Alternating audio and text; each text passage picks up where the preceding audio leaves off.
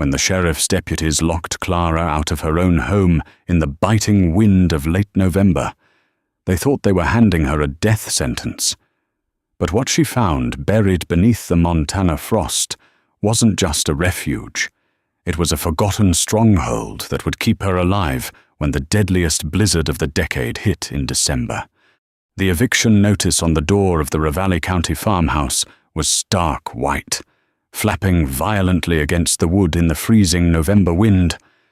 It was November 14th, and the temperature had already plummeted to a bitter 28 degrees. Clara Hayes stood at the end of the gravel driveway, the collar of her worn Columbia jacket pulled tight around her neck. In the driver's seat of an idling Ford F-150 across the road sat her ex-husband, David. He didn't even have the decency to look her in the eye.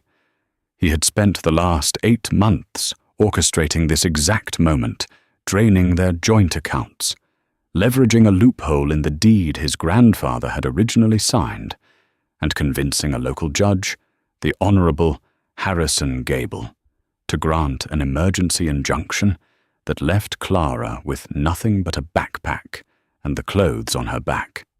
Deputy Miller, a man Clara had known since high school, wouldn't meet her gaze either. "I'm sorry. Clara," he mumbled, shifting his weight in his heavy boots. "Court order. You can't be on the property. David's lawyers have the perimeter locked down. You need to call someone." "With what phone?" "Miller." Clara asked, her voice cracking, not from sadness, but from a cold, sharp rage. David had cancelled her Verizon plan 3 days ago. Her sister was in Chicago, thousands of miles away, and her pride wouldn't allow her to beg the neighbors, who had already chosen David's side in the messy divorce. Clara turned her back on the house she had spent 7 years restoring. She adjusted the heavy straps of her Osprey rucksack.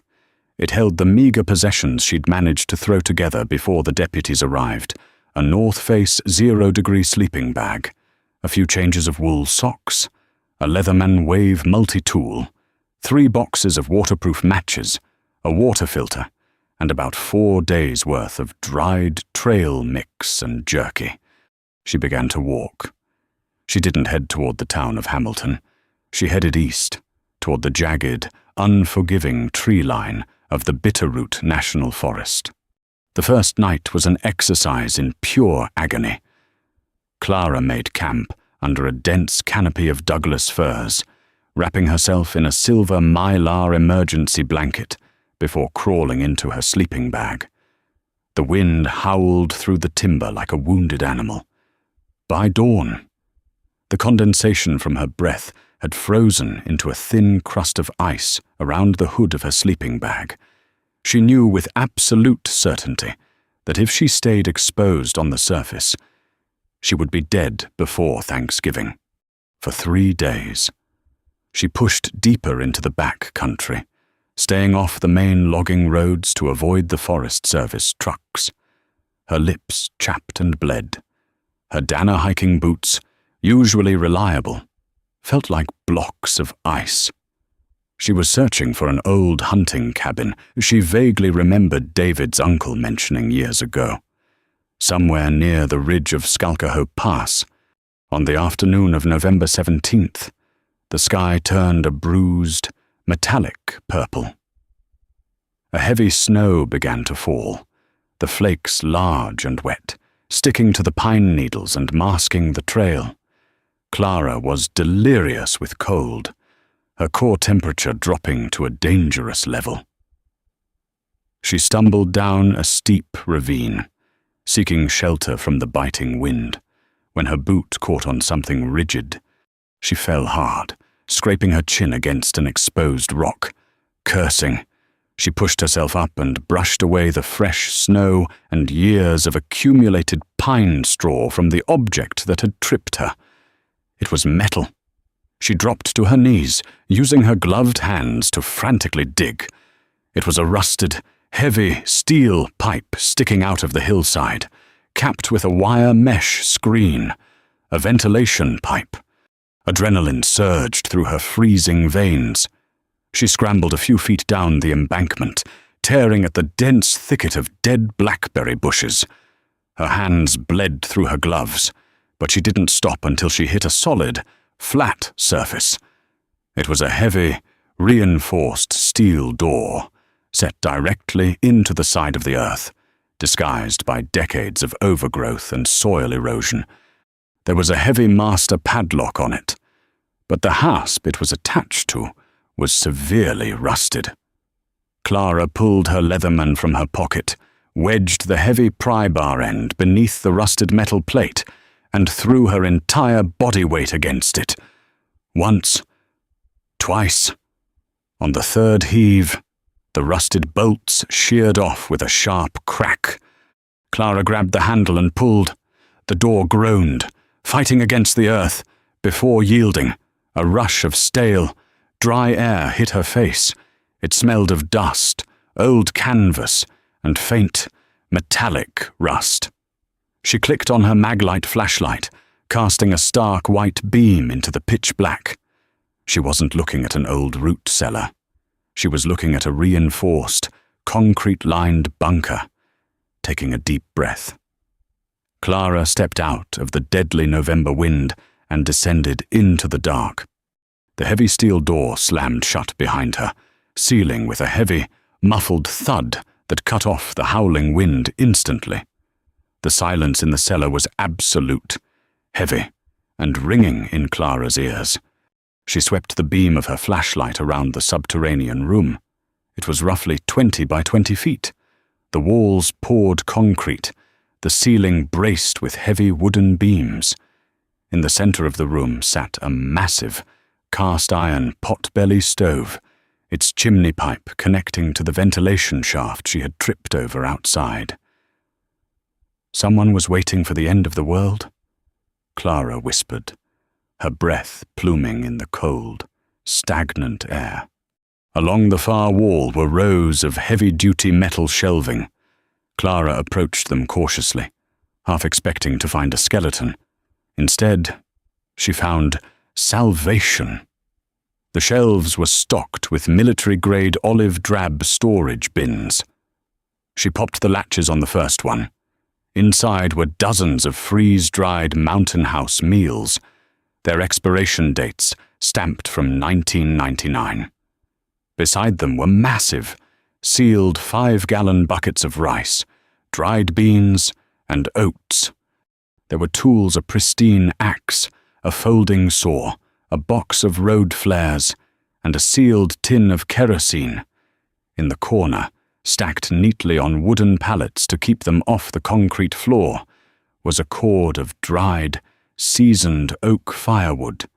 Clara fell to her knees and wept. It was a guttural, exhausted sob of pure relief. She wasn't going to die out here. She wasted no time, using the dry tinder she found in a bucket next to the stove. She sparked a fire. Within 20 minutes, the cast-iron stove was radiating a glorious, life-saving heat. She stripped off her frozen outer layers. Hanging them on a paracord line, she strung between 2 wooden support beams. As the bunker warmed, a deep, pervasive exhaustion settled over her. She boiled water using a small camp pot found on the shelves, reconstituted a 25-year-old packet of beef stew, and ate it like it was a Michelin-starred meal. For the next week, Clara lived in a state of suspended animation. She slept for 14 hours a day, recovering from the brink of hypothermia. During her waking hours, she took inventory. The bunker was incredibly well stocked, but it hadn't been touched in decades. It was on her 8th day in the cellar, late November, that she found the floor safe. She was sweeping the concrete floor with a frayed broom when she noticed a section of the concrete in the far corner sounded hollow. She cleared the dust away to find a flush, metal plate. Prying it up revealed a simple dial combination, safe set directly into the foundation. Clara spent 2 agonizing days trying to crack it, sitting cross-legged on the floor, ear pressed to the cold metal, listening for the clicks of the tumblers. Finally, out of sheer frustration, she tried a sequence she found scrawled on the back of one of the old wooden ammo crates used for shelving April 18th, 77. Click. The heavy locking bolts retracted. Clara pulled the door open. Inside, there were no gold bars or stacks of cash. Instead, there was a heavy, leather-bound ledger, a Smith & Wesson .357 Magnum revolver wrapped in an oiled cloth, 2 boxes of ammunition, and a stack of faded Polaroids. Clara took the ledger to the warmth of the stove and opened it. The handwriting was sharp, jagged, and precise. The name inside the front cover made her blood run cold. Jonathan Sterling, David's grandfather. She began to read. The journal wasn't a prepper's diary. It was a confession. Jonathan Sterling had been a prominent land developer in Ravalli County in the late 1970s and 80s. But the ledger detailed exactly how he had acquired his wealth. It was a meticulous record of extortion, illegal land grabs, and a brutal logging syndicate that had forced dozens of local families into bankruptcy, including Clara's own grandparents, who had lost their dairy farm in 1982 under suspicious circumstances. The bunker hadn't been built for the apocalypse. It had been built as a secure hideaway for Jonathan to store illicit cash and ledgers away from the prying eyes of the IRS and local authorities. Clara stared at the flickering flames in the stove. David had thrown her out of her home, claiming it was his birthright, built on his family's legacy. He had left her to die in the cold. And here, buried in the earth, was the proof that his entire empire was built on stolen land and blood. But revenge would have to wait. On the morning of November 30th, the temperature inside the bunker began to drop noticeably. Despite the roaring fire, Clara climbed the concrete steps and pushed open the heavy steel door just a crack to check the weather. She gasped. The sky wasn't just grey, it was an impenetrable wall of white. The wind was screaming with a ferocity she had never heard, snapping mature pine trees like matchsticks. The temperature gauge she had found in the bunker and hung outside read -25 degrees. The National Weather Service would later call it the December Death Freeze, a historic, catastrophic blizzard that would bury the state under 4 feet of snow and knock out the power grid for 3 counties. Clara pulled the steel door shut and bolted it from the inside. She had the fuel, she had the food, and now she had a weapon, and she had the truth. Let the winter come. She was ready. By the second week of December, the outside world had ceased to exist. The historic blizzard had buried Ravalli County under an suffocating, impenetrable blanket of white, inside the concrete walls of Jonathan Sterling's forgotten bunker. Clara Hayes measured time entirely by the consumption of oak logs and the striking of matches. The physical survival was manageable. The psychological survival was a different war entirely. Clara spent her days studying the leather-bound ledger by the light of the potbelly stove. It was a masterclass in generational corruption.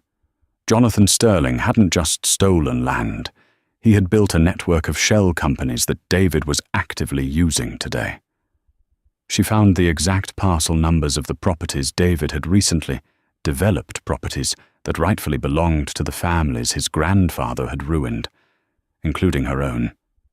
The eviction wasn't just a cruel divorce tactic. It was David protecting his fraudulent empire. He knew Clara was getting too close to the truth during their marriage, asking too many questions about the estate's finances. Then came the night of December 14th. Clara was boiling a pot of snow she had gathered from the top of the stairwell when the air in the bunker shifted. It wasn't a sound at first, but a pressure change. Within minutes, a thin, acrid veil of smoke began to pool at the ceiling. She coughed, looking toward the cast-iron stove. The fire was choking out. The smoke was backing up through the chimney.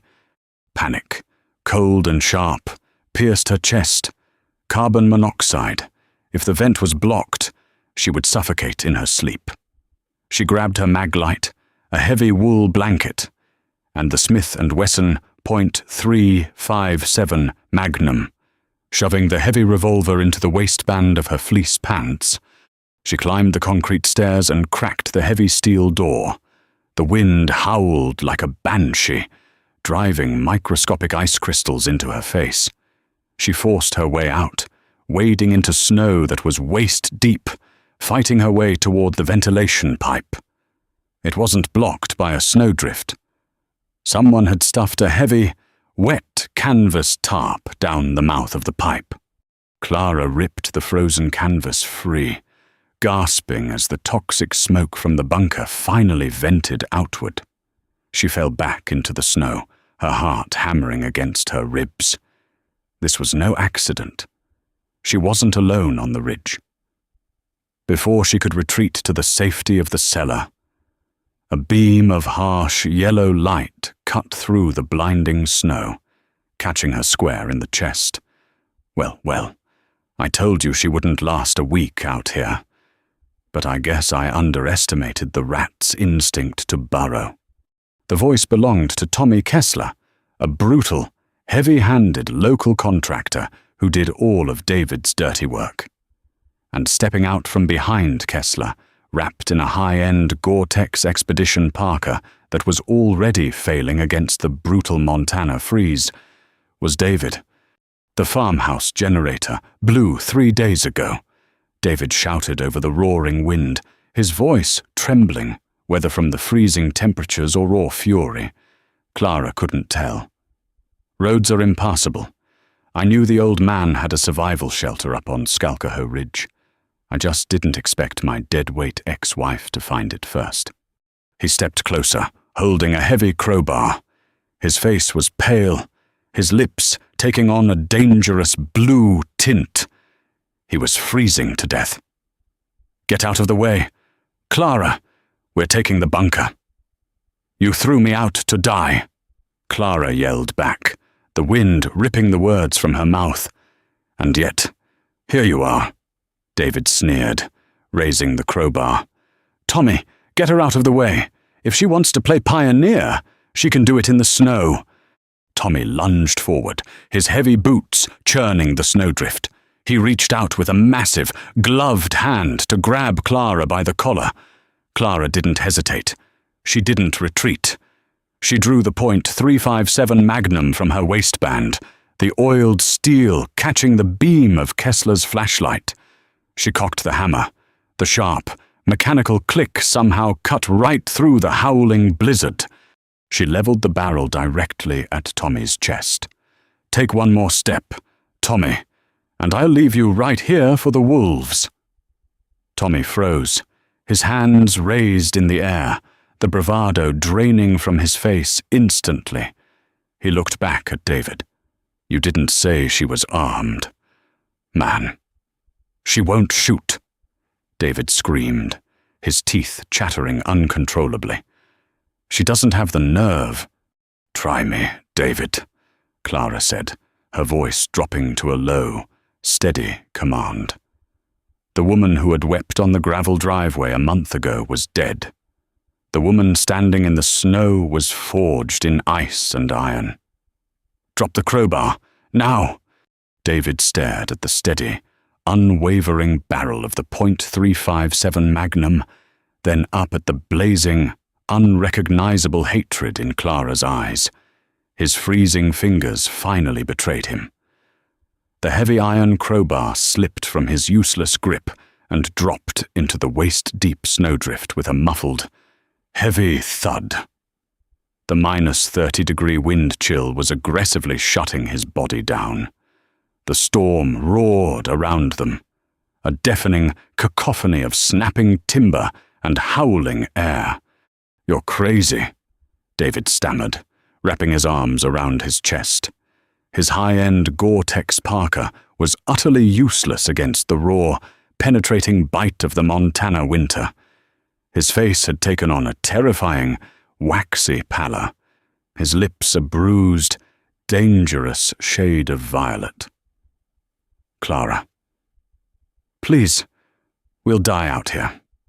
It's 10 miles to the nearest plow route. You can't do this." "I know exactly how far it is," Clara replied coldly, her voice cutting through the blizzard with terrifying clarity. "I walked it, while you sat in my living room drinking scotch." She backed slowly down the concrete stairs, keeping the heavy revolver trained perfectly on the two men. "Get in the stairwell, both of you. Close the outer door behind you. Now." Tommy Kessler didn't need to be told twice. The hulking contractor, normally a man who terrorized local foremen and bullied tenants, practically shoved David down the narrow concrete steps to escape the lethal wind. Tommy grabbed the handle of the heavy steel outer door and heaved it shut. The sudden, absolute silence in the concrete stairwell was deafening, broken only by the ragged, wheezing breaths of the two men. Clara stood firmly inside the main bunker room. Between her and the two men was the heavy inner security gate, a grid of thick, reinforced steel mesh she had discovered hidden in the doorframe days earlier. She pulled the heavy steel deadbolt shut with a resonant clack. David and Tommy were now securely trapped in the 6x6 concrete antechamber. The outer door blocked the lethal wind, but the ambient temperature radiating from the frozen earth was still well below zero. Inside the main bunker, the cast-iron pot-belly stove radiated a glorious, golden warmth. "Let us in." "Clara," David begged, his teeth clacking together so violently he could barely form the words. He pressed his face against the freezing steel mesh, his eyes locked desperately on the glowing stove just 10 feet away. "I'll give you whatever you want. I'll rip up the injunction. I'll sign the farmhouse back over to you today. Just open the gate. You don't have anything I want anymore." "David," Clara said. She pulled a heavy wooden stool up to the gate, sat down, and reached into the oversized pocket of her fleece jacket. She pulled out the heavy, leather-bound ledger. David's bloodshot eyes widened in sheer horror. The cold seemed to suddenly grip him tighter. Where did you get that?" "From the floor safe your grandfather generously poured into the foundation," Clara said, casually flipping open the brittle pages. "It makes for truly fascinating reading by the fire. Did you know he essentially stole the deed to the Pendleton dairy farm in '84 by poisoning their herd? Or how about Beatrice Wyatt forced into foreclosure after your grandfather bribed the county water inspector to condemn her well? And the zoning board payoffs? Those have been coming out of a shell account in the Caymans. The exact same offshore account you used to hide our marital assets during the discovery phase of our divorce." "That's garbage," David lied, though his violently shaking voice and slurred speech betrayed his panic. "Those are old man's delusions. It means nothing." "It's meticulously documented evidence," Clara corrected, her tone devoid of any sympathy. She reached into a plastic storage bin beside her stool and retrieved an old, battery-operated cassette recorder and a blank tape. She pressed the heavy record button with a loud click and slid the device across the concrete floor, pushing it right up against the steel mesh. "Here is the deal, David," Clara announced, leaning forward. "I have the firewood, I have the food, I have the heat, and I have the gun. You have approximately 2, maybe 3 hours before severe hypothermia stops your heart in that concrete box. You are going to confess to all of it. The fraudulent deeds, the hidden offshore accounts, the systematic payoffs to Judge Harrison Gable. You're going to dictate every single detail right into this microphone. You're extorting me, David shrieked, his voice cracking. I'll have you thrown in federal prison. Clara smiled, a grim, feral expression that sent a shiver down David's spine that had nothing to do with the cold. I'm not extorting you. I'm surviving you. Start talking, or I go to sleep and let the cold finish the job you started last month. For 30 agonizing minutes, David held out. He cursed her. He threatened her with his army of corporate lawyers.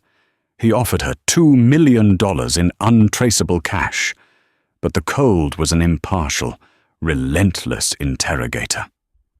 As severe hypothermia began to lock David's joints and cloud his cognitive functions, the fight drained out of him. It was Tommy who broke the stalemate. Weeping quietly in the corner from the blinding pain of frostbite in his fingers and toes, the giant man suddenly lunged at David, grabbing him by the collar. "Tell her, you idiot!" Tommy screamed, slamming David against the concrete wall. "Tell her, or I'll snap your neck myself. I'm not dying in a hole for your grandfather's dirty money." David slumped to the floor, completely broken. Staring blankly at the spinning cassette tape, he began to speak.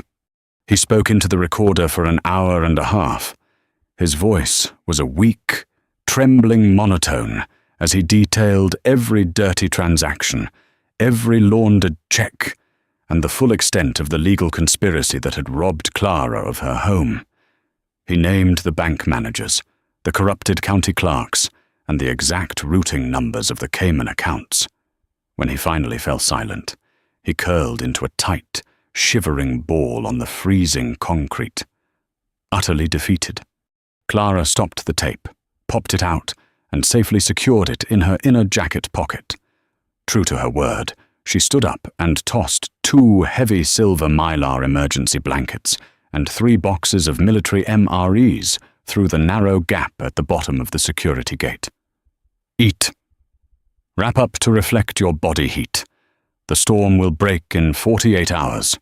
She never unlocked the gate. For 2 straight days and nights, Clara sat by the roaring fire, drinking hot instant coffee, with the Point .357 Magnum resting comfortably across her lap. She listened to the 2 men violently shiver and groan in the dark, watching them experience a fraction of the agony they had so casually condemned her to. On the late morning of December 18th, the deafening wind finally ceased. The silence that followed was heavy and profound. The sun crested the jagged peaks of the Bitterroot Mountains, casting a brilliant, blinding light over a frozen, paralyzed world. 4 hours later, the rhythmic, heavy thudding of helicopter rotors echoed across the valley. The Montana National Guard had been deployed to search for stranded, off-grid residents. Clara climbed the stairs and fired a bright red road flare through the ventilation pipe, sending a plume of crimson smoke high into the crisp blue sky to signal their exact position. When the rescue team, led by a stern-faced Captain Reynolds, finally dug through the massive snowdrifts and breached the heavy outer door, they found a startling scene. Clara was warm, heavily armed, and perfectly calm, sipping tea from a tin cup.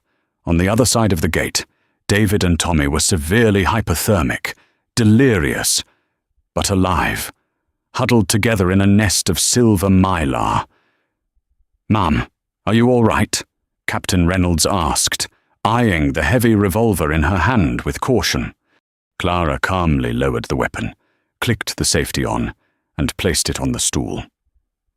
She walked forward and handed the heavy leather ledger and the cassette tape directly to the commanding officer.